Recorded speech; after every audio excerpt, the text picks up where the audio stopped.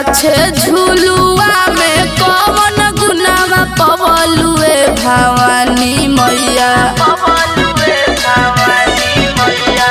निमे गाछे झुलुआ में कौन गुनावा पवलुए भवानी मैया। ताही गछिया गइलु लोहाए हो भवानी मैया।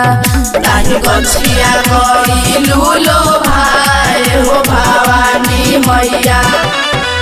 ताही गछिया गइलु लोहाए हो भवानी मैया। बोला बोला थाने मैया की साई आरती रिकॉर्डिंग स्टूडियो लालगंज वैशाली। कासू दिन देखलू मैया सुकवा सोआर में कौन खूबी बावे माई अरहुल के हार में। कासू दिन देखलू मैया सुकवा सोआर में कौन खूबी बावे माई अरहुल के हार में। अरहुल के फूलवा में कौन गुनावा पवलुए भवानी मैया। ताही गछिया गइलु लोहाए हो भवानी मैया। ताही गछिया गइलु लोहाए हो भवानी मैया।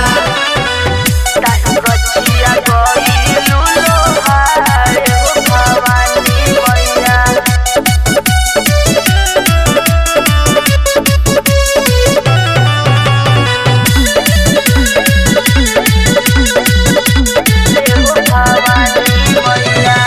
रजाई व राज गावे तोहरे भजनावा।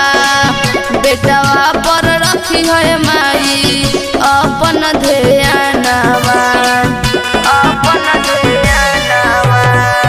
रजाई व राज गावे माई तोर भजनावा। बेटवा पर रखी है माई अपना ध्यानवा। महेश के गीतिया में कौन आनंद पवलुए भवानी मैया। ताही गछिया गइलु लोहाए हो भवानी मैया। ताही गछिया गइलु